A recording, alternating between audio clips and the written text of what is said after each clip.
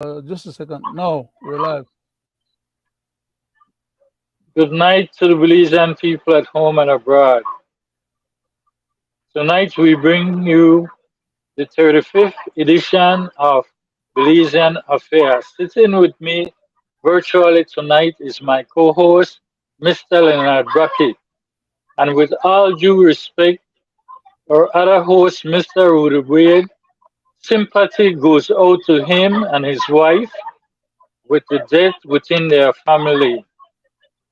We send full condolence on behalf of our family to his family along with the Belizean public. Again, Amen. our sympathy goes out to Mr. Rudy Wade and the death of his mother-in-law, his wife's sister. With that said, I would like to turn it over to my co-host, Mr. Leonard Brackett. Thank you very much, Mr. Chairman, for giving me the opportunity to sit here tonight with you as one of your panelist members on this project to try and educate our Belizean people on these critical issues of the day. And I'd like to also express my deep, sincere condolence to the family of Mr. Wade and his wife, Ms. Rubina, on the passing of Ms. Rubina's mother. Uh, we just pray that God would take her into safekeeping until resurrection day to rise with those faithful whom have served God. And on that note, I would like to ask if I can be given the opportunity to read a short scripture. We always start our program with a scripture reading and a prayer, asking that the good Lord will abide with us and guide our footsteps as well as our words and our thoughts, so that whatever we bring out may be of some positive and healthy benefit on behalf of the well-being of our people and country of Belize. I'd like to read Proverbs chapter 11, verses 1 through 5.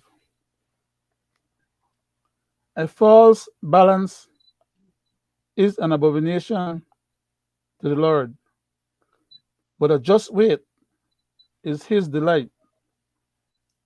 When pride cometh, then cometh shame,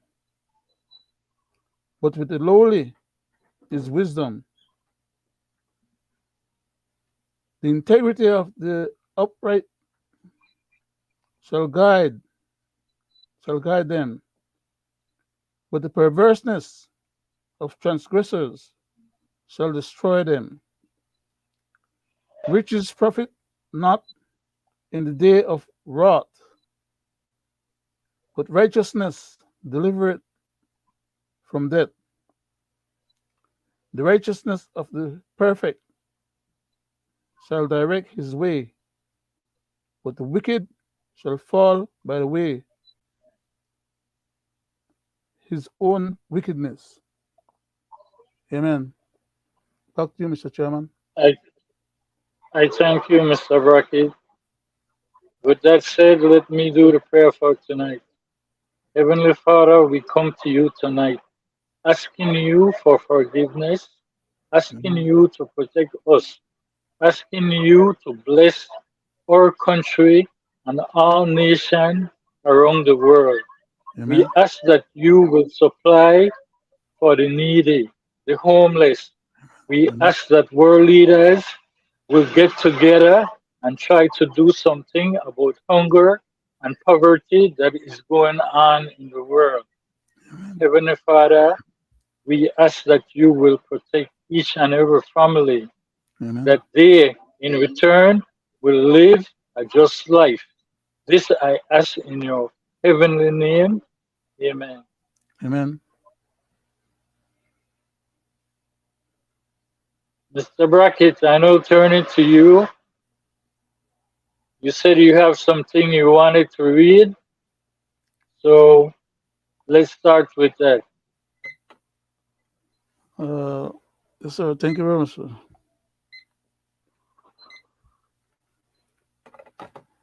Just a second.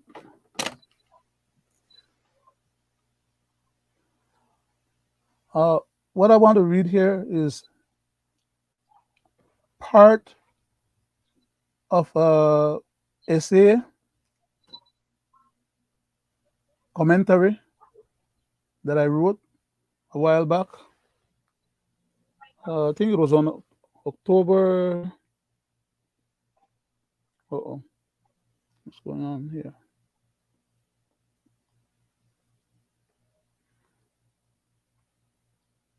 Okay, I think it was October 20th of 2021, and the title of the essay was "Belize Constitution Reform Commission." The Belize Constitution Reform Commission, which now has a new name, the People's Constitution Committee or Commission. Belize PM is hiding behind this entity. Beware, take heed. Belize lack talent, intelligence aggregation, and deciphering analysis capability. I went on to list certain questions. Question number 1: does the Prime Minister of Belize, Honorable Mr. John Briceño, understands contextually the meaning and implication of the term or word sedition as imbued, used, outlined in the Constitution of Belize? Item number 2, or question number 2: does the Prime Minister of Belize, Honorable Mr. John Briceño, realizes or knows that neither he or any other officials, Belizeans, are above the laws, Constitution of Belize, and could be exposed to charges of sedition for seditious intent activities? Question number 3: does the Prime Minister of Belize, Honorable Mr. John Briceño, abhors, disagrees with the Constitution of Belize as it currently is, and would like to arbitrarily and capriciously make changes, which is an apparent wet dream of his? Back then, I also asked another question, question number 4. Does the Prime Minister of Belize, Honorable Mr. John Briceño, understands, realizes that the Constitution of Belize, as a living, self-preserving document, provides guide rails, protocols, procedures, processes, and practices for lawful, legal constitution amendments or alterations thereof? I further ask another question. By the way, it's a series of questions, about 8 in number. I'll go to number 5. Does the Prime Minister of Belize, Honorable Mr. John Briceño, really accepts the limitations on his powers as Prime Minister of Belize, whilst not being Belize's head of state, who is HMS Queen Elizabeth II back then? Of course, like I said, this was a couple of years back, and therefore the Queen was still alive then, from whom he acquired assent of power to govern Belize by virtue of the intermediary Governor General. After winning the election, he went there to the Governor General, swore allegiance to the country, the Constitution of Belize, and to the head of state.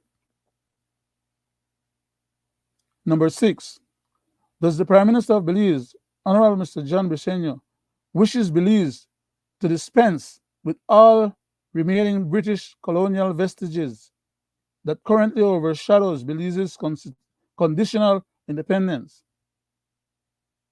as his predecessors, former prime ministers, did?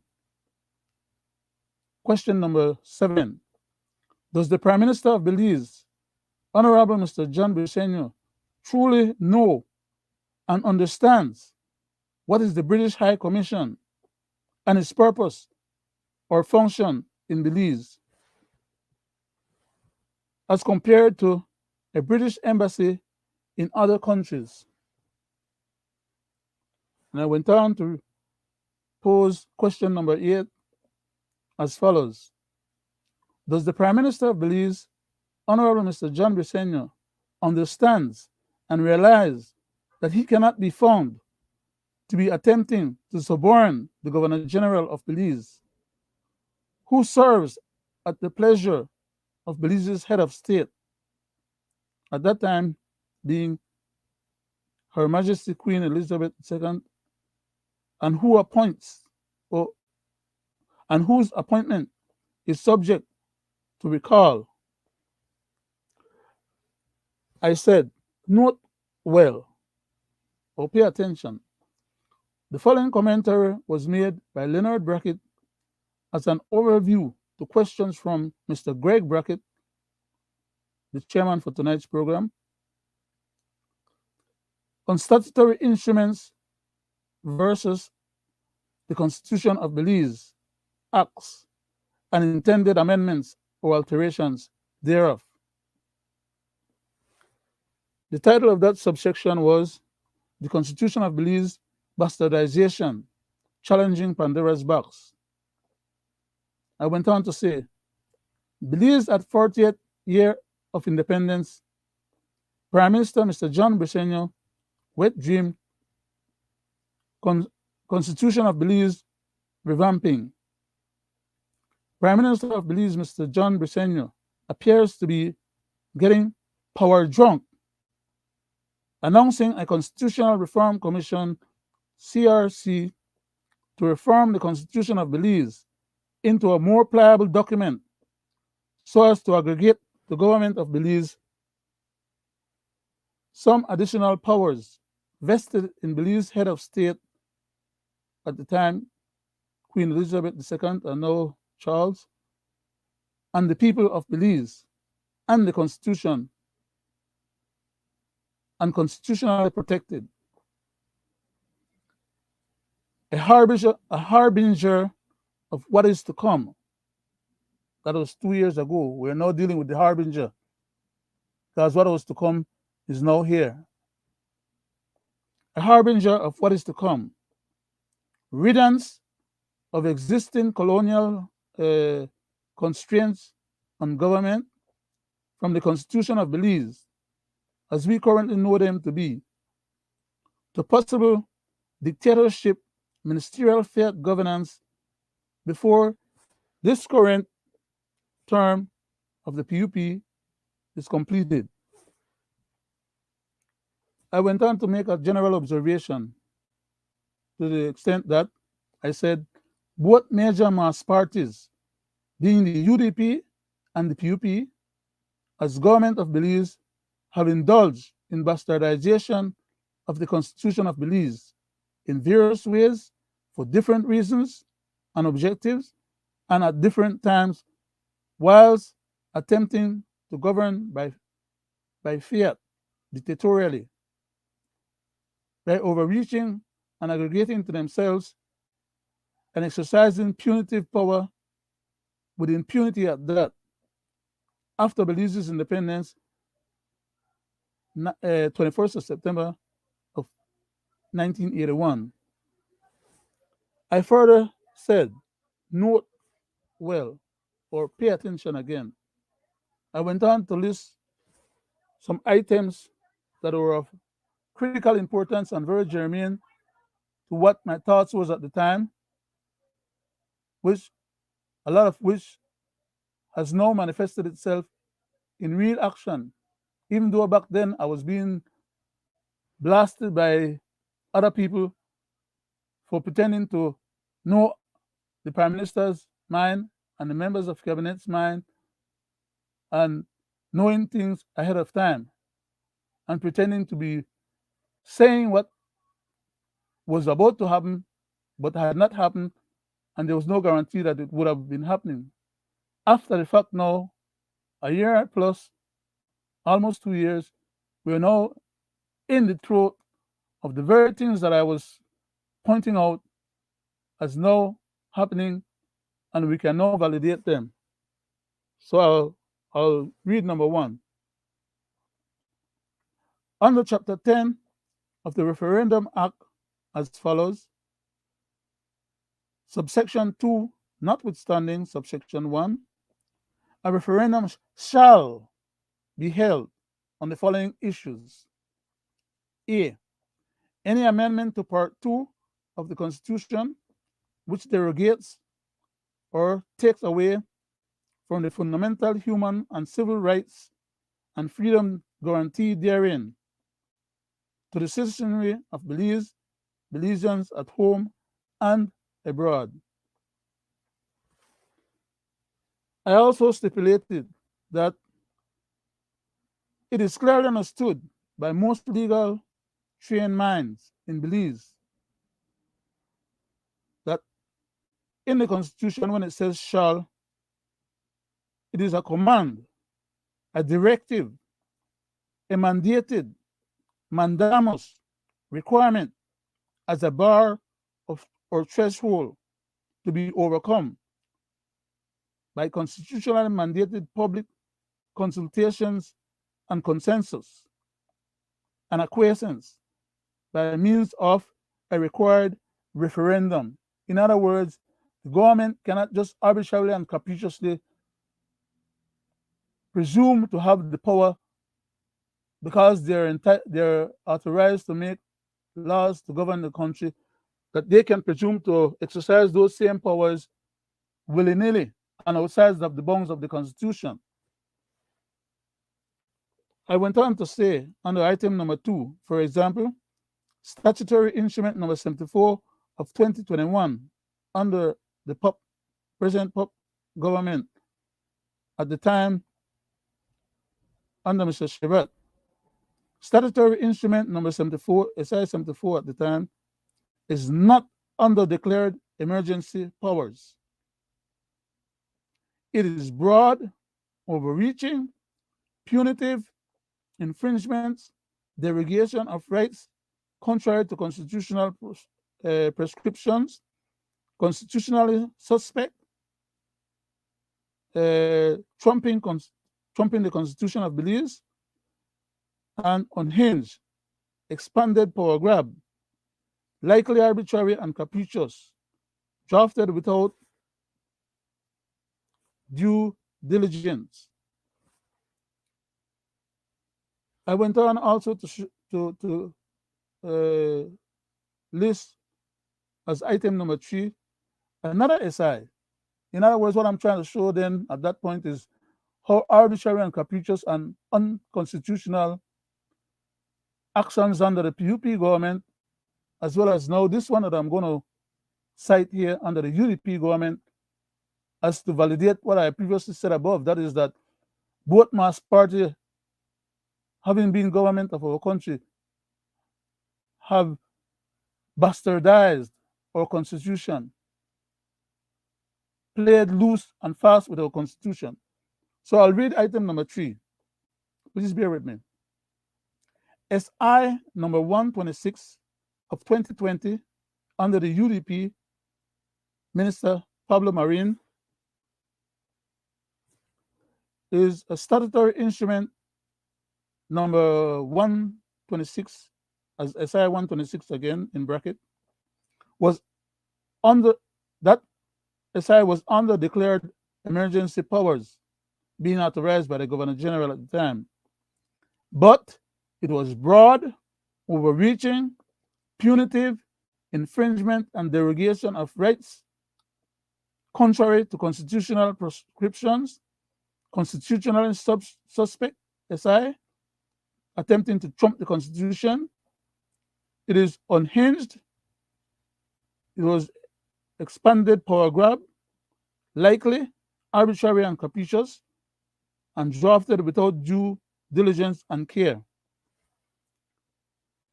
Punitive violation fine of $5,000, which the same fine previously was $200. Which average Belizean can afford such fines with a 50 plus percent poverty rate status in our country? I went on to clarify and stated stale dated expired statutory instruments or SIs should cease to carry their original legal force or validity and should not be enforced open-endedly, but should be discontinued, taken out of the books, or legally renewed or reauthorized or refreshed.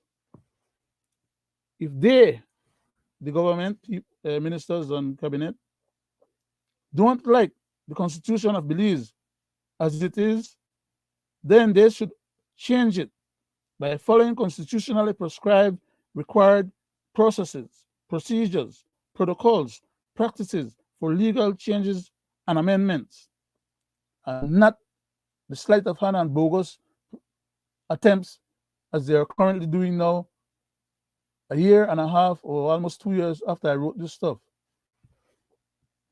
In other words, this writing at the time was prescient. Belizean politicians, as the legislature, are not empowered unto themselves, even with the affirmation or the affirming vote of all 31 members in the Belize House of Representatives, to create statutory instrument nullifying or replacing the assented to acts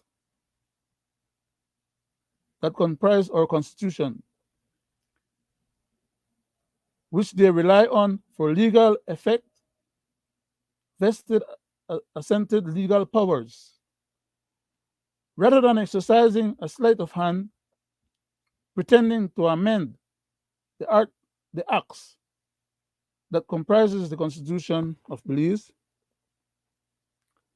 whilst persisting to unconstitutionally aggregate and illegally exercising powers that are not adequately vested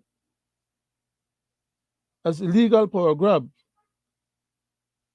by sleight of hand and temporary statutory instruments creation with the apparent intent to mislead, bamboozle the general public into believing that such SIs should have the effect of altering, amending the Constitution of Belize by ministerial edicts or political wet dreams.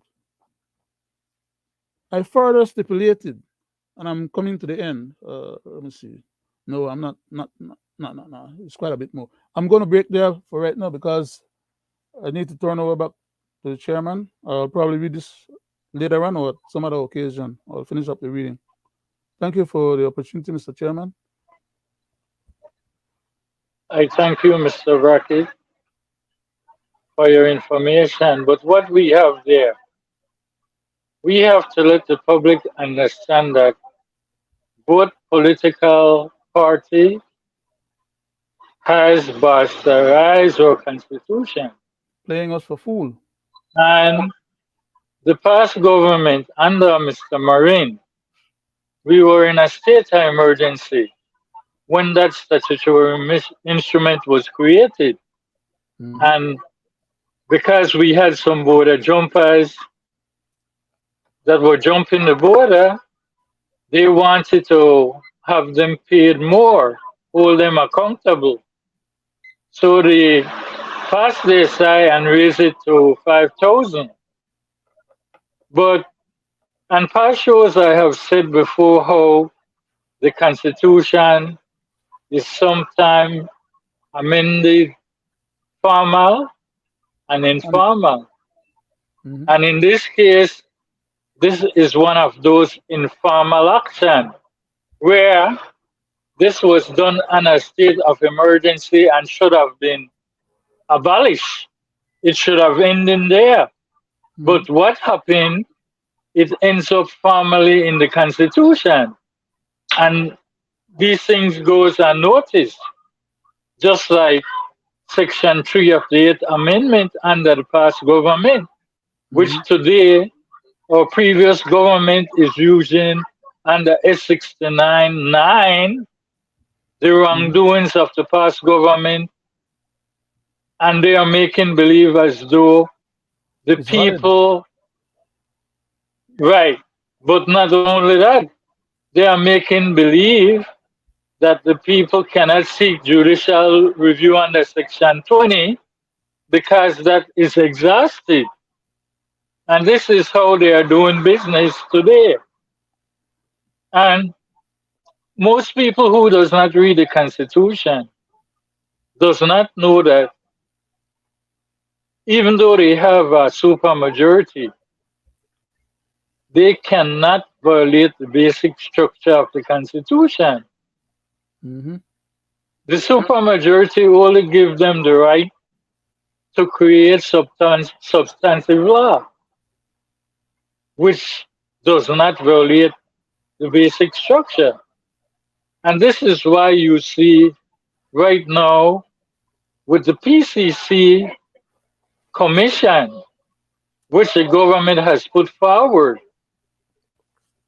they are asking the people in the name of trying to educate them on their fundamental rights to tell them, the government, what section of the Constitution they would like to remove and what they would like to put in, which is a catch phrase. The moment you, the people, say to your government, we would like to take this out and this out, you are giving them the authority to use their draft man to rewrite the Constitution. mhm. And this is what they want the public to do, to help them through Shell game. creating the citizen as sovereign citizen against the state.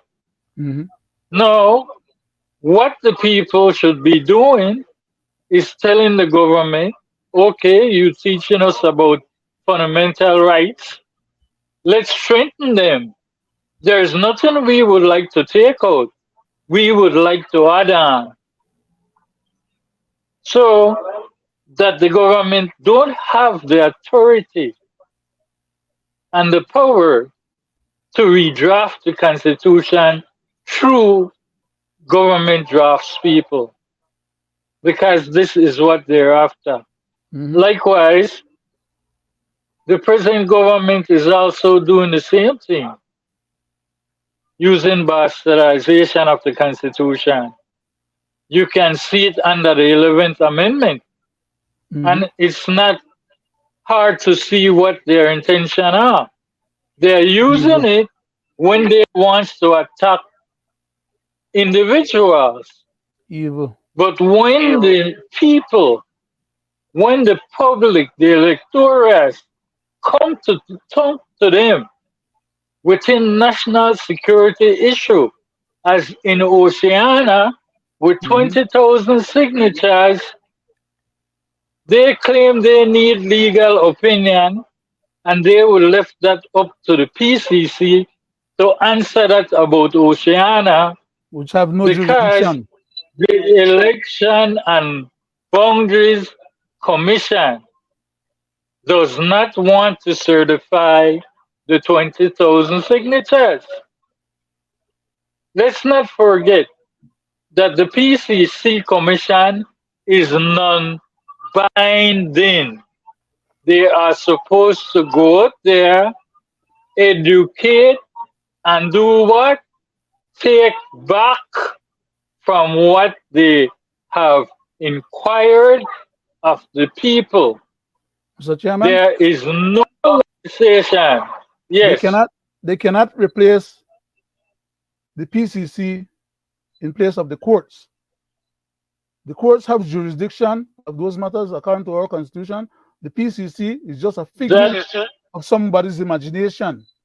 That that is correct, and that is why I'm saying they are just to report back on their findings. So they have no legal status behind them. It is non-binding what they're doing. So to hear the government say that is ludicrous. Because then if the PCC had this power legally binding, why would the government go ahead and is implementing the 11th Amendment? It makes no sense. Because then if you say the PCC will deals with the signature from Oceana, Mm. the public could It's a simply no-no. say, you know what? We want to take out the 11th Amendment that you just passed. Simple as that. But it is non binding. With that said, I would like to turn it back over to you. Thank you very much, sir. Not only is it non-binding, Mr. Chairman, but it's unconstitutional at that to start with. For anyone to assume the posture, especially our legislator, to assume the posture of giving superpowers that they themselves don't have to a PCC. Like I said in the reading that I just read there, almost 2 years ago I wrote that article and pointed out that the then Constitutional Reform Commission was just a frack behind which the Prime Minister was trying to hide. And I was being accused of trying to read people. Not only, I remember one person told me, not only it seems that I'm able to read people's mind, but that I'm trying to pretend that I know what these people are going to do before it even happens. Today, we're sitting here having this discussion. And not only is the PCC being referred to by the Prime Minister as being an entity that he wants to delegate the privilege to hinder Oceana's effort by having the PCC review Oceana's. The PCC has no jurisdiction. That jurisdiction is left to the Election and Boundaries Commission, which is under the purview of the general, Governor General. If the legislator don't have that authority, so they are overstepping their bounds at too many levels and too many different ways, and playing the fool and taking us off as if we are a bunch of fools ourselves. It's just a whitewash game that they're trying to play. It's a power play game, and they're pretending that the powers that is vested in them is non-exhaustive. That they have ultimate powers that they can pull out of their back pocket or whatever it is, or wherever it is that they're going to get it from, because they don't have it by virtue of our constitution, and they can't have it until they overthrow the present system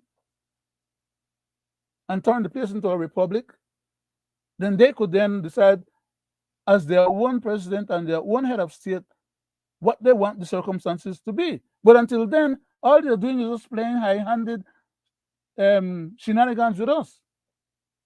And because most people don't know that or recognize that to be the reality, and even some of those who realize and recognize that to be the reality, that they can't do that, are conspiring and playing along and going along with them to achieve the end objective that they want to achieve.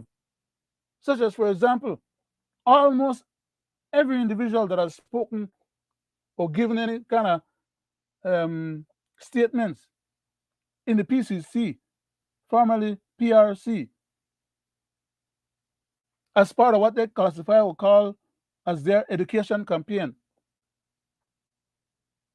Almost all of them who have spoken have not actually done any true education in terms of letting the people know or learn or understand what is in the current constitution, so that when the time comes for them to decide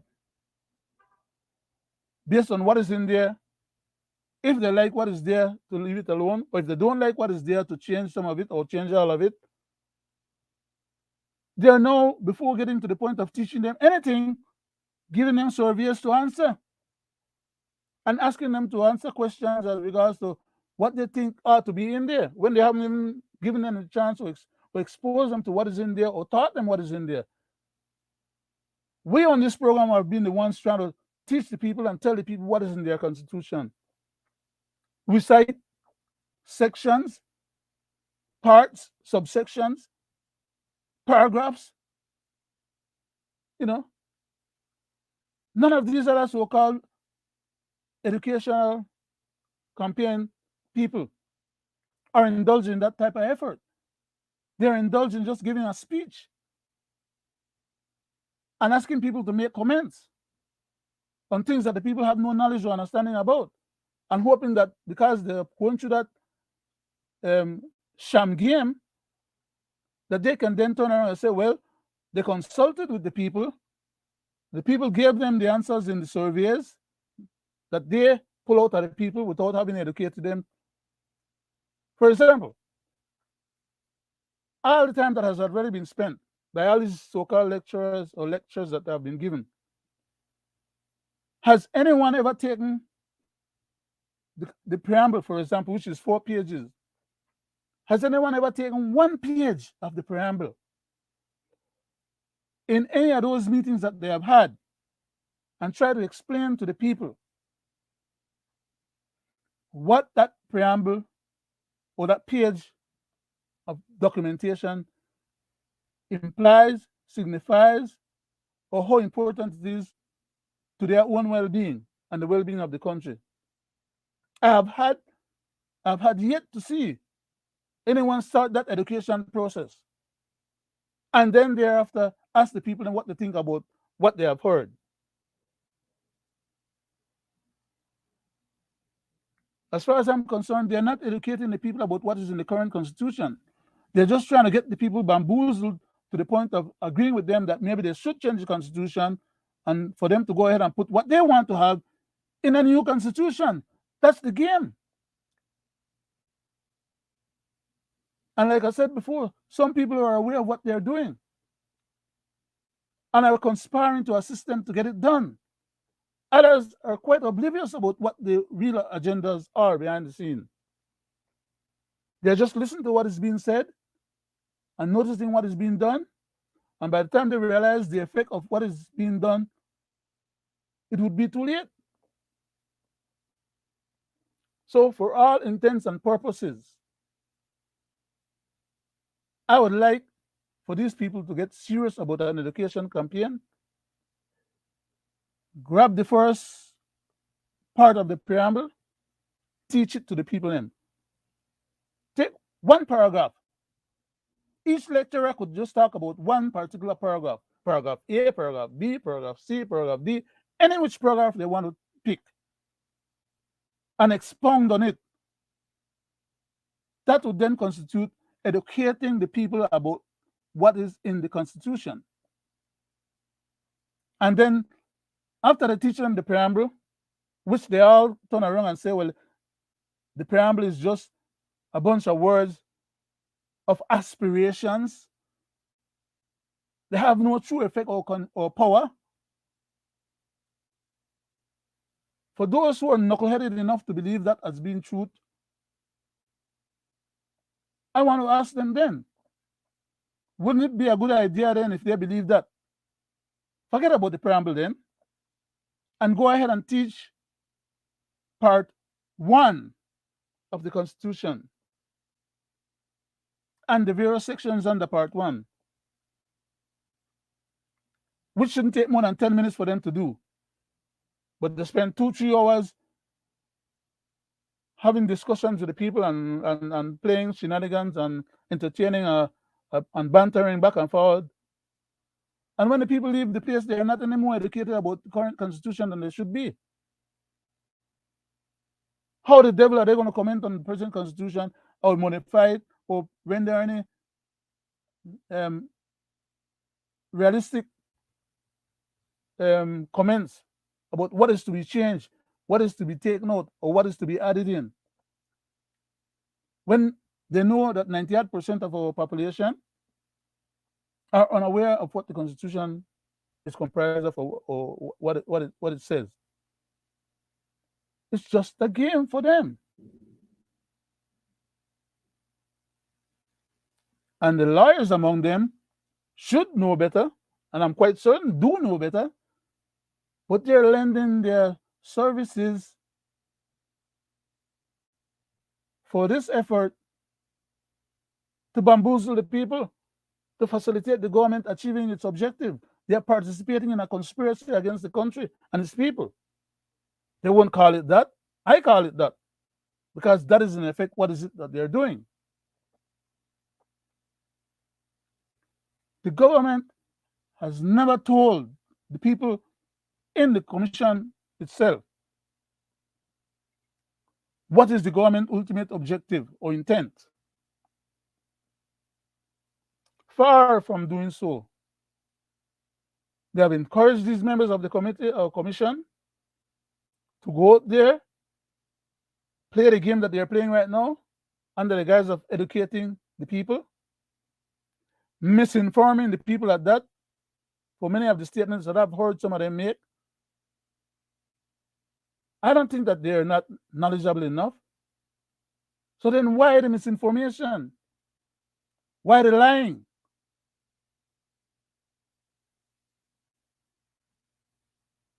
Our people deserve better. They, the people who are supposed to be educating the people, could take, let's say, part 2 of the Constitution, which is where we find most of our fundamental rights being cited. They're listed in the preamble, and the demand is laid out in the preamble as to say the government must make rules and laws and facilitate bringing into existence all the elements of the preamble. So for all intents and purposes, it would be a good idea for them to educate the people in part 2. Explain to the people then. Let Mr. Dickey, let Mr. Darrell, let Mr. Usher, let all the other people that are so-called participating in the educational campaign take one part each from part 2, takes 2 or 3 sections each and expound on those sections. Teach the people then what those sections are talking about, how those sections are applied in the context of our daily lives. That would be true education. That would be fulfilling its obligation or its supposedly stated intent. If the government was serious and honest and truthful about their final intent. And then when they finish that, it shouldn't take them a whole month to accomplish part 2. Go on to part 3, and then go on to part 4. Go on to part 5, until they get to all 12 parts of the Constitution. How laudable that would be for a government to entertain such an undertaking on behalf of its citizenry. And then with the hope that the citizenry would be in a better position to stipulate whether or not they like what they have heard or what is in the Constitution currently, what part they think they want to change, if any, and let the people decide. But they are already sending out surveys as to whether or not people want to have a new president instead of a governor general. For example, that is item number 12 on their survey. How the hell are they going to get to asking that kind of question when they haven't as yet taught the people anything that has to do with the power of ascension and the powers of governance and the authority. They don't want the people to learn and know anything that has to do with the powers that be and how those powers are aggregated. They don't want the people to know that it is only the people that can grant them the opportunity to subvert some of those powers or take and use some of those powers. In fact, some of the powers that they're currently using is not adequately vested in them. But they don't have a problem trying to use them, misuse them, and abuse them at that. And the worst part is that they do that misuse and abuse against us, the citizenry. Why should they be behaving in that sort of way? Is that privilege of coming attractions? If they are able to get our country into a state of Republican governance? If now, under the present circumstance or the present constitutional constraints that they have on them, they're misbehaving in such a way, how then should we expect them to behave when they control the reins of power, ultimately, as their own head of state, when they can just brush aside any constitution that is the constitution of the day and create a new one?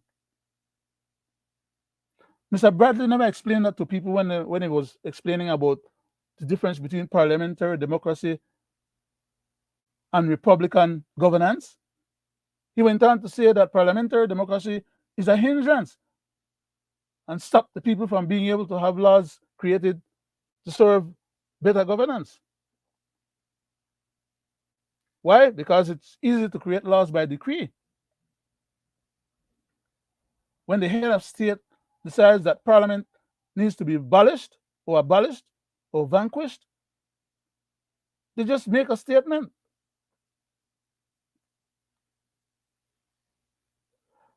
People of Belize, please wake up. Pay attention. For those who know better and are going along with the program, I'm not talking to you because you know better, right? I'm talking about the people, or talking to the people who really may not know better. And the reason why they don't know better is they have not been adequately informed. They don't have the knowledge base with which to be able to justifiably say they are capable of deciphering or figuring out when they are getting bamboozled. And then there are those who could care less. They're not into politics. They're not into any of the day-to-day prerogatives or management or mismanagement of the country. When the prices go up, they just bawl and holler and keep on paying it because they don't have no alternative. When the money can't stretch, then just do it out or do it less. Is that why we elect a government? For only the people in the hierarchy of the government to be feeding at the trough of the assets and riches of the country, grabbing up all the lands they can, getting salary raise, getting all the perks and benefits of their position, including for their family members, friends, and other cronies, even during pandemic and or during hurricane or during disasters. Some of them man-made at that. They don't care about the rest of the people. The people will have to care for themselves. But when they're in a situation where they feel vulnerable and they feel like, well, nobody care, and they feel like they can't do anything about the situation, then sit and lament. That no cause or bring about no changes. So the chairman is not available right now, so I'll just take the liberty of reading a little bit more of that same item I was reading earlier that I said I had to stop because at that point I needed to yield the floor because I was just asked for permission to read a part of it, and since the chairman is not in right now, instead of my just going on and blubbering and just, expressing how regretful or how disappointed the situation really is, because we're in a bad situation in our country, Belize. Very, very bad situation. And the politicians who have our governance powers in their hands and should be able to do something about the situation could care less, apparently, and are disinterested in doing anything other than just going out there hustling foreigners to come and take over our assets or to invest in our country, so long as they can get a little piece of the pie that the investors bring in. They're not worried about the rest of the people. And when the election day come and they have to depart office, they move on. They're well set. And they still don't care about the people, even after the fact. But let me read on here. Please bear with me.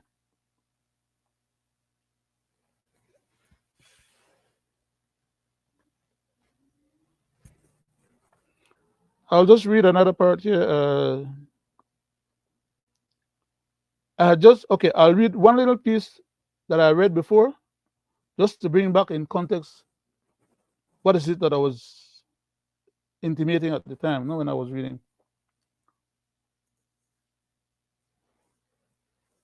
Let me see. I want to find an appropriate spot to start.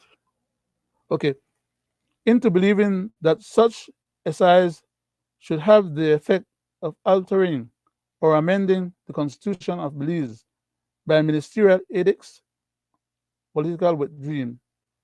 I went on to say, being then a preposterous, unconstitutional proposition at best, if not an outright contemptible farce and breach, abrogation of sworn oath to uphold and abide by the Constitution, instead of grabbing and appropriating unto themselves some reserved powers that are vested in the people.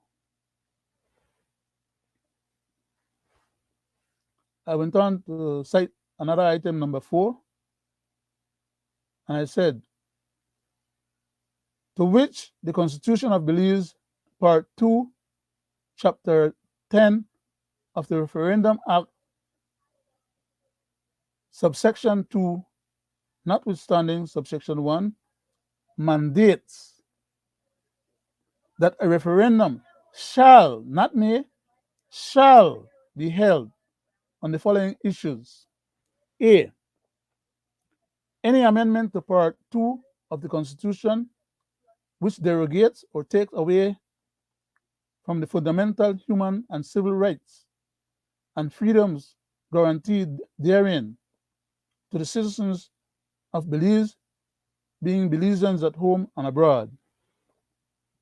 I went on to cite as well, in order to derogate civil rights that are not appropriately acquired or duly vested, constitutionally imbued, or forbidden of the legislators to arbitrarily and capriciously derogate, and which are being passed off as legitimate amendments or alterations to the Constitution of Belize, which are then incorporated subsequently into revisions of the Constitution of Belize, thereby then constituting a grave travesty of the highest magnitude, and therein ultraviresing the Constitution of Belize negatively. That is, that they create some of these exercises for 30 days, and sometimes they renew them and sometimes they don't, but they still allow these exercises to remain on the book as permanent fixtures. And when they update the Constitution, they include them in the Constitution as valid, current, viable changes or amendments to the Constitution, when in fact they are still dated and should have been done away with and should have lost their effectiveness in terms of being legally binding. There are people in our system of governance who know these things. Some of them, they pretend to be indifferent. They don't want to rock the boat because they are beholden to the politicians, and or they don't want to go up against the politicians, not because they don't know or because they're not skilled enough. I don't think I'm the only person that sees these things and is concerned about them, or should be the only person concerned about these things, and try to bring it to the attention of the public. As limited an option or opportunity that we have on this program to reach the masses of the population of the country, it is the government's responsibility to be educating the people on these matters. They're not doing it, so we do it. And it doesn't take a feather off of a back to get it done. Mr. Chairman, I was reading a little bit more of the stuff while you was absent, and I noticed that you was in the background. Right. The ISP. Back over to you. Yes, my ISP is giving problem, and I apologize for that. No problem, But sir. just to piggyback on what you were saying, the democracy of Belize is under attack. And I can show you, I can tell the people how it is happening. Because I find right now that the government of Belize is trying to separate state and church. And they're doing it outright. Outright, they're trying to separate state and church. Because let me say this, with the past government, we have the rights of the gay community that was passed in violation of our constitution. That's for one. Okay? After we had that done, we had an amendment passed through a statutory instrument which took away from Good Friday. Imagine Good Friday, where all evangelical Christian and church followers celebrate. You know, they amended that through a SI, and they didn't find any fault wrong with selling alcohol on that day because it was just another day.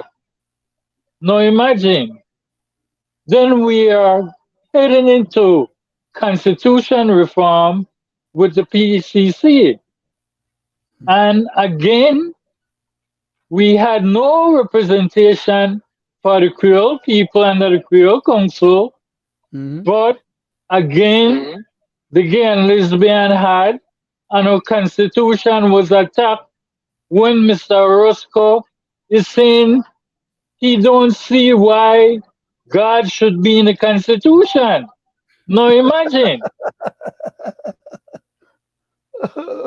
Then we move away from that. And don't get me wrong, because Mr. Usher was mentioned that in his teaching of fundamental rights. So if I'm listening to him correctly, then gays and lesbians have more rights than the people of Belize. Hello? You know? Because that's what now we have, imagine, the government is saying that the organization that sponsor the 10th celebration wants it to be done on the 10th day because that's what it had always been on.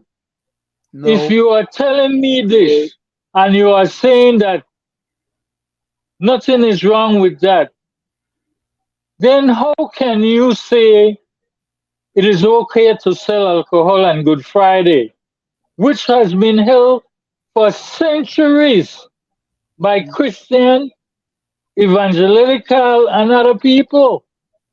It's not ringing a bell to me, you know? So this is surely showing the attack of the government on the Constitution, especially the churches, because it is my belief, and I believe from what I'm saying, this attack on the churches is coming about because the business senators is having a Senate inquiry on this government over corruption that has to do with the definitive agreement and Mm-hmm. Port Magic. I strongly believe this is why this is coming about. And Okay. so they are saying that the churches didn't consult them, man.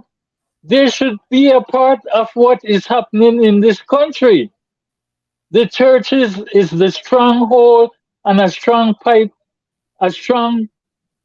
point to help the people when government is acting out of control. But surely they have been taking away this from the churches. They are not involved no more when there's a disaster. The churches used to gather supplies and they used to issue it out, as well as the Salvation Army. They used to hand out ration, and you know what? You didn't have to register to get it. You didn't have to say which political party you were in to get it. Nobody had to come around and issue it to you per se by the political party that you was a part of. Mm-hmm. So as I said before, I strongly believe there is an attack on the churches because they are standing up against the government with the Senate inquiry. Also, I would like to say this about the churches. They themselves, has failed the people because when they are there and the government are passing these unconstitutional law, like the Mm-hmm. Civil Assets Bill and the Unexplained Wealth Bill, that they know is in violation of the Constitution and one constitutional right. The NPO bill, where the government is specifying that they will need disclosure of individuals who are donating. You have people who don't want to disclose what they are doing. But all these are being pressured by this government. So again, as I was stating, I believe the present government is doing separation of state and church. I turn it back to you. Thank you very much, Mr. Chairman. Um, Going back to the last point that you was mentioning about separation of church and state, the government that we currently have in place could care less about governance, much less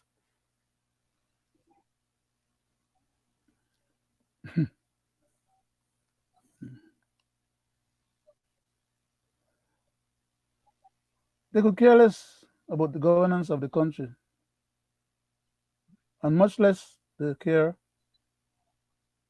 about the religious bodies.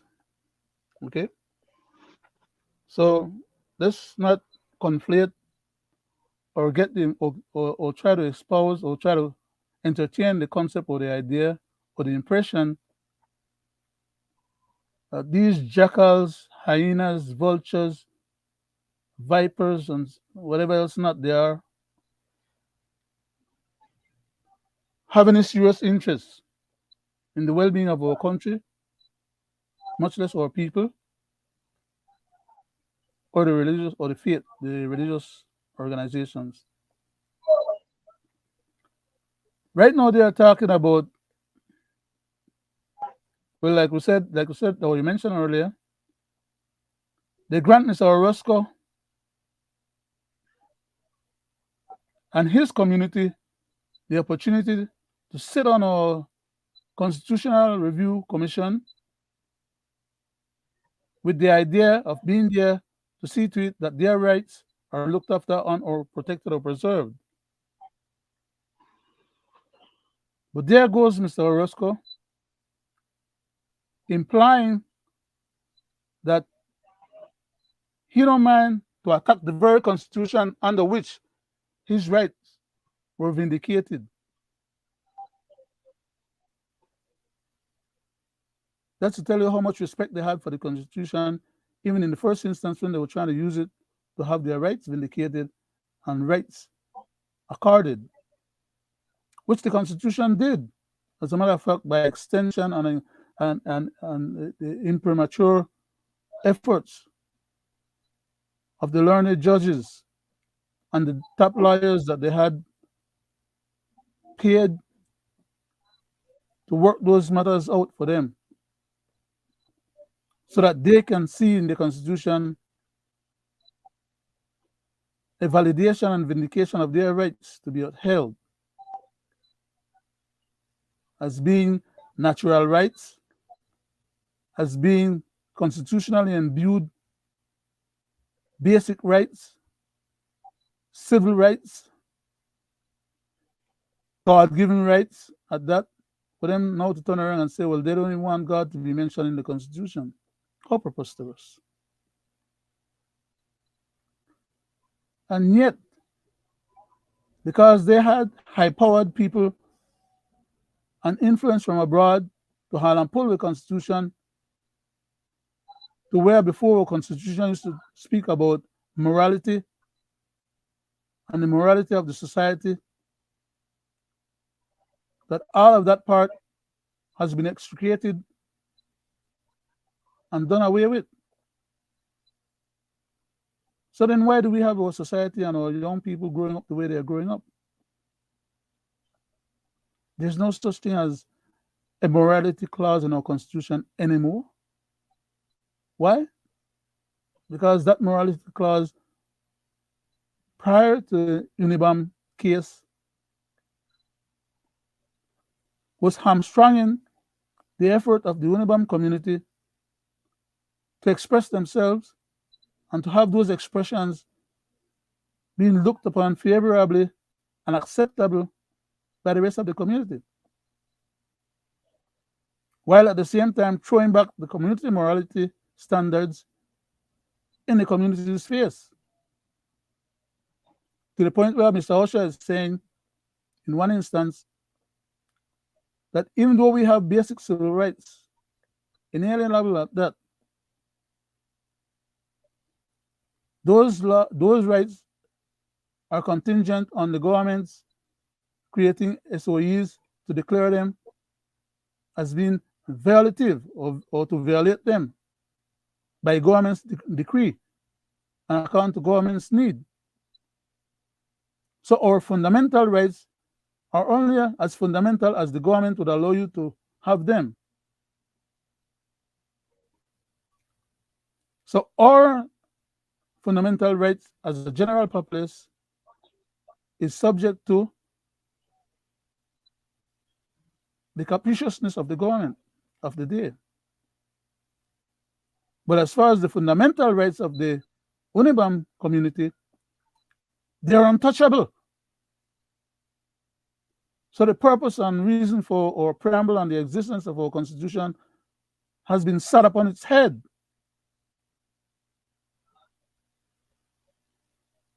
And according to Mr. Osher, Ed Osher, one of the proponents of the educational campaign process, there are only two fundamental rights. And it is my belief, based on his expressions, that one of those fundamental rights is the one that the courts have established for Unibam.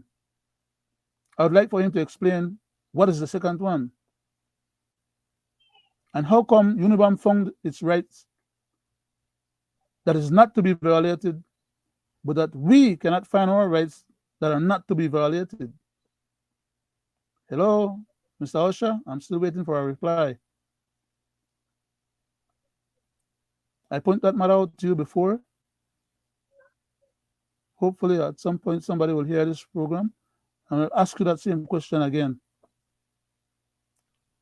And hopefully, by then, you'd have come around to recognizing the significance or the urgency or the critical need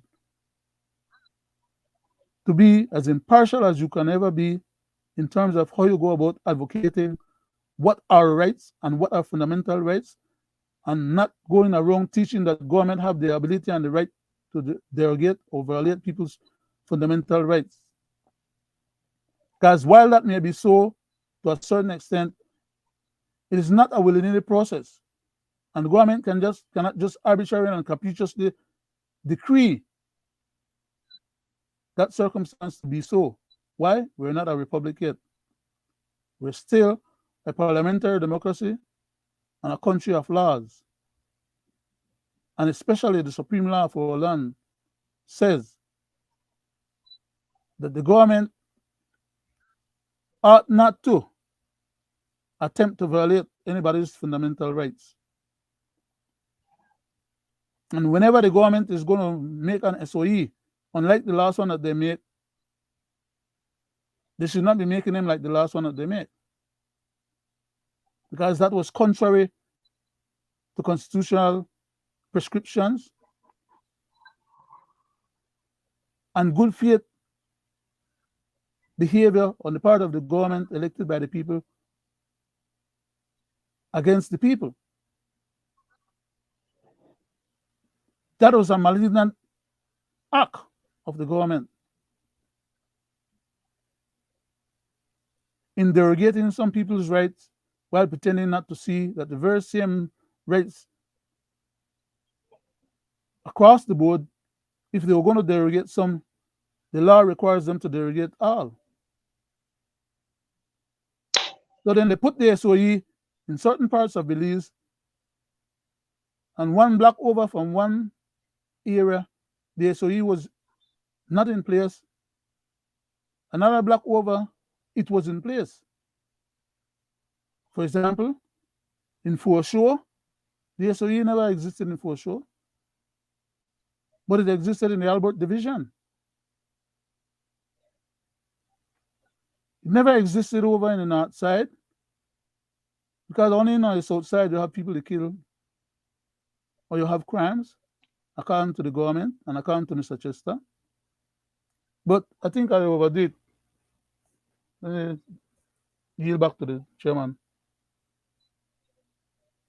Well said. But again, as I was saying, we the people need to hold the government accountable. Because, as we well know it, this government is bent on legislating laws for our Port Magic. And, as I said before, the only way I believe they can do that is if they what? Use from the same definitive agreement Plagiarize. through plagiarism. Mhm. And not only that, we can see where the government wants to take all this. As we just saw today,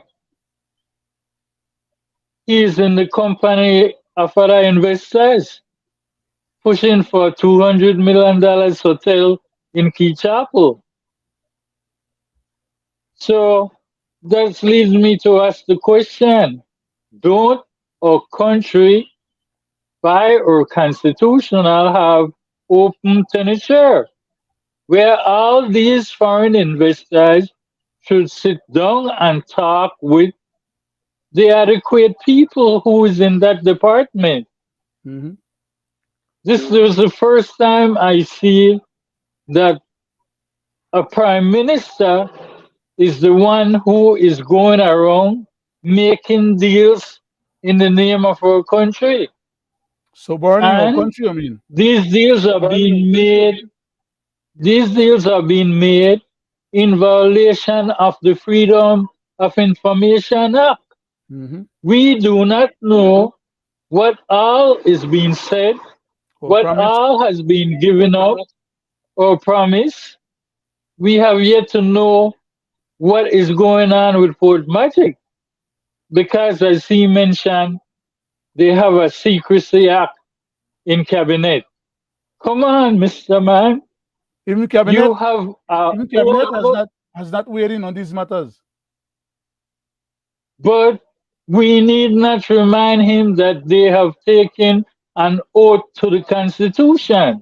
Mm-hmm. And under the Constitution and the Freedom of Information Act, they must disclose to the public every foreign investors who come to this country. Whatever agreement is said should be publicized on the government website for the people to read through it and see what is being done. It falls under what? The Freedom of Information Act. Period. Mm-hmm. I turn it back to you. Yes, sir. Thank you very much, Mr. Chairman. Um, the problem is that somehow or another, this current prime minister seemed to have the impression in his mind, by virtue of how he conducts himself, one would be led to believe that, based on what he has in his mind, that he can arbitrarily and capriciously just cut whatever deal he wants and suborn the powers of our governance that is entrusted to him and his cabinet any which way he wants, so long as he can corral enough members of cabinet to go along with whatever is it that he wants to do. To hell with the rest of the country. As in the last instance when he had that problem with cabinet, he misguided cabinet, he misinformed cabinet, and he kept cabinet out of the loop of the information that was required by cabinet in order for cabinet to make an informed decision. Basically, he hoodwinked cabinet. And was it not because some people were quick on their feet, he would have gotten away with a major scandal and suborned the whole of our country to the tunes of hundreds of millions of dollars lost, just so he could get one something on the side. And if he think that I am just running off my pair of lips because I have a pair of lips from my face, go ahead, like I asked him before, sue me. It's his rights and prerogative to do so. Whenever he thinks that he can justifiably, successfully achieve that objective, take it up. Because don't expect me to hold my pure lips from stipulating what the facts are, as far as I know them to be. I will not be cowed or cowed into a corner for not wanting to, so-called, according to them, libel them. I don't only want to libel them, I want to hang someone and Ross. Okay? That's how outraged I am as of this point in my life with what these hyenas, vultures, and drunkos have been doing to my country, my people, just because they feel like they got a power granted to them to exercise. That power was granted to them for them to do for us, not to abuse us with it or to do for themselves and put us over a barrel so that we, when they walk out of politics, we end up they have to face lawsuits up and down and put pressure upon the treasury if we come up with money where we don't know have already and what we need for a poor people in program. And if we try and put or move the country forward, that currently we are in litigation because of high-handed chanciness. They try to chance the country. And now we're in a bad situation with Mr. Ashcroft and the Portico and the Feinsteins. And now it is heading another one with another group. He's so barefaced with it that he get a picture and they publicize the pictures them of what he's doing behind the scene. With all power. Enough for him power. He don't care if we know that he is suborn with powers to his personal interests and the interests of his friends or colleagues or whatever. He could care less, like I said before. And that's the mindset and the type of people that we're dealing with. He's not going to be running for another election, so it's not like will he care to keep himself in good grace with the rest of the public or the people, hopefully that he can earn their trust once more to be re-elected. If he becomes re-elected, that's all right, but he don't really care whether or not he becomes re-elected because he is feathering his economic well-being and his future half of we back. He don't care how much it can cost me in the future. So let him go ahead and sue me for libel, for telling what he's doing or exposing what he's doing. Because I know it grows out upon. Anytime I'm ready for sue, like I told him before in one of our previous shows, I'm ready to make myself available to his beck and call.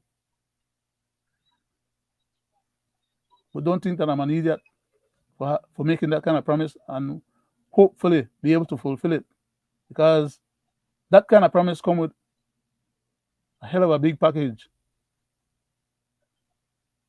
Very heavy to carry, and I'm not thinking of the fortitude required to make that hefty lift. He could prove me wrong, because I might be wrong. I turn over, Mr. Chairman. I believe that we're dealing with a government who can only deals with external affair and not internal affair. And as we can see, all his external affair has to do with foreign investors within the tourism, but there's no fallout coming back to the people of Belize. So the internal affairs is not working as it's supposed to for the people of Belize. You know, and that is crazy. We have so much happening at home, and the government does not seem to have the know-how to deal with it. Because I see there's three things that he's paying no attention to, which is to protect our territory, to get with private sector and create jobs, and to bring about peace in the community. I think the government is far fetched from these things, you know, because more and more we see what is happening in the country. And every time the prime minister get up and speak, it has to do with foreign entity and nothing about internal affairs. You know, and I will use this for my closing.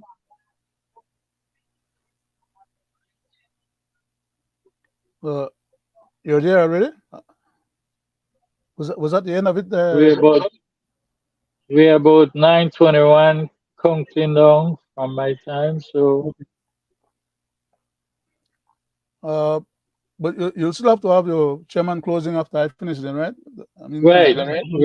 Okay, so I'll do my Right. closing now then. Thank you very much, Mr. Chairman. I also want to thank you not only for the privileges that you have accorded me in terms of participation in this program tonight, especially since we had a lot more time to share among ourselves. In this instance, I want to thank you for the topic itself, so that we could expound on it a little bit more. And don't fall asleep at the wheel, because as much as we are taken up with other items or other issues, because these guys, they're not playing just a shell game. They're slick. They put out a lot of crazy stuff out there. They do a lot of wrongdoings that people focus on and criticize them for, but that people get distracted with from the main things that they want to be focused on, such as these ventures that allow them economic benefits.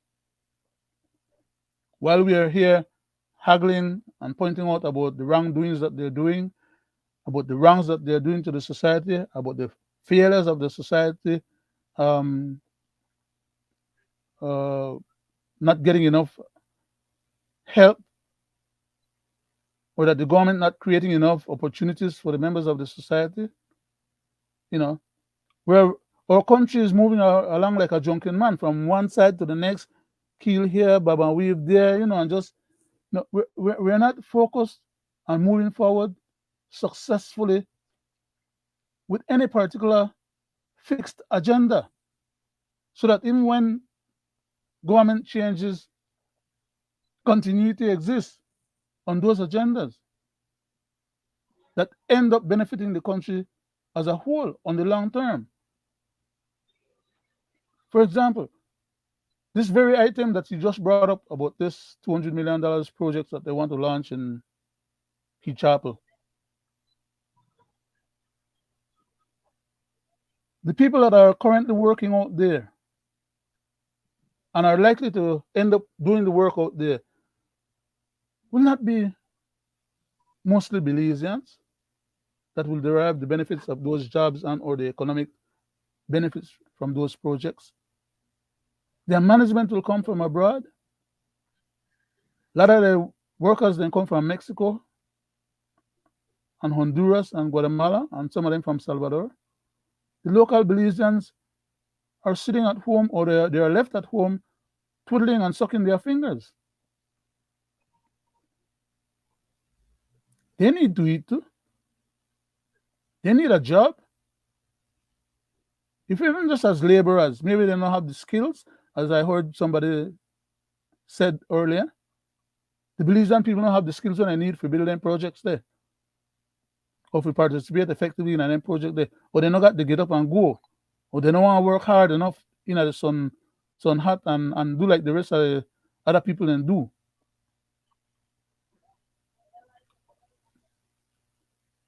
The few that have the skills are still marginalized and not given the opportunity to participate. So how are they going to enhance their skill or develop any skill in the first place? The projects have to be built if they decide to go along and get it built. And then we'll find employees and people to get the job done from wherever they have to get it. They could care less about the Belizean people. As a matter of fact, most of these investors, they're not bringing their money to the country to be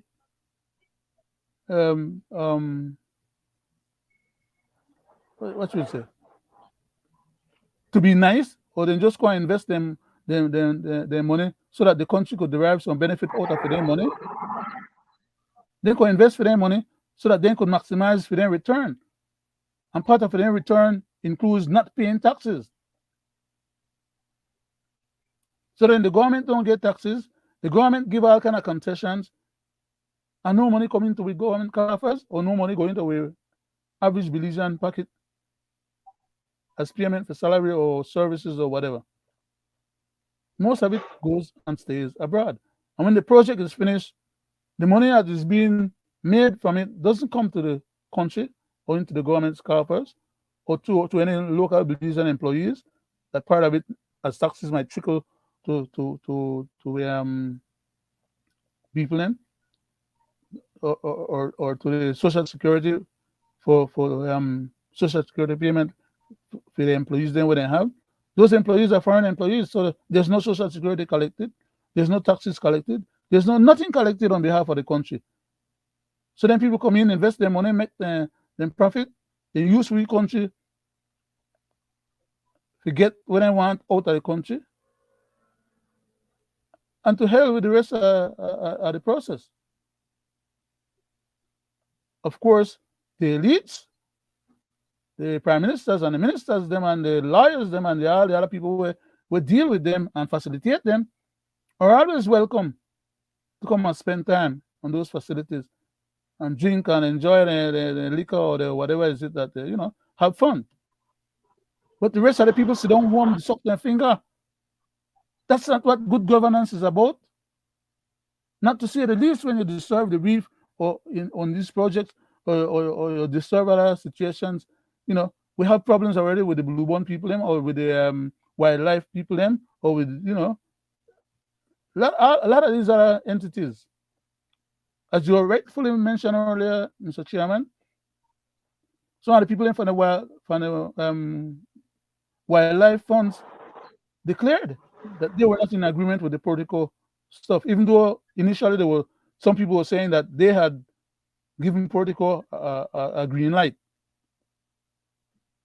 All these shenanigans and all these things that these guys did. For example, right now, again, if they are going to negotiate with protocol, which they're doing behind the scene and they're not telling the public it's happening until when I spin it my way again, and by then they have enough people that are suborn in cabinet to be able to pass it through. They're not telling the public that they're going to go back and apply for a valid how the review name again that they do for the projects, the EPA? Yeah. The EPA? Yeah. They're going to claim that they already passed that milestone and they don't need to go back to that. Because they don't want to go ahead and do a new one or a proper or correct one this time and find that they fail. So they are currently setting up the situation whereby the present government and the present prime minister who is negotiating with them on behalf of protocol and himself will facilitate suborning all governance power and leave the country over a barrel to make these people take advantage of us for the next, I don't know how many decades. And these are the things that grieve me. But again, we're at the end of our program for tonight, and all I want to say is we'll have additional time on other occasions to pursue and verbalize and haggle and argue and stress out over these issues. So for tonight, I just want to say thank you, listeners of the Belize Affairs program, for your patience, for your kindness. Whether you're listening now or we're listening in the future, as many of our people do. As a matter of fact, I forgot to put it live just now before when we first launched it. That's a failure of mine. Thank you, Mr. Chairman, for a good program tonight, and the subjects, as I said, that you brought up, very timely, and let's stay at it. The people need to be educated about these things. The people need to know where we're at with these things, and it's only the people that will be able to save the people when time comes. God bless Belize and Belizeans. I thank you. I thank you for your information, Mr. Brackett. But I also look at the opposition who is not working, not doing their job. Because as much as they want to speak up agreement, why haven't they filed an injunction to stop the progress of that while no laws have been enacted and nothing has been publicized to show that they have the authority to continue? From this thing came to light, these people are still working even when we know the agreement was null and void. I have mentioned that myself way before they sent for legal opinion. But let's see what happened. I want to say night to the people at home and abroad. I thank you to this earth 35th edition of, and hopefully using our platform, learn something from us with being here on our virtual platform. Get you, the people at home, and abroad. With that said, thank my co-host, my cousin, Mr. Mm. Leonard Brackett, who was virtually. So to you and the public, I say good night and Good kindly night. tune in on Wednesday. Good night.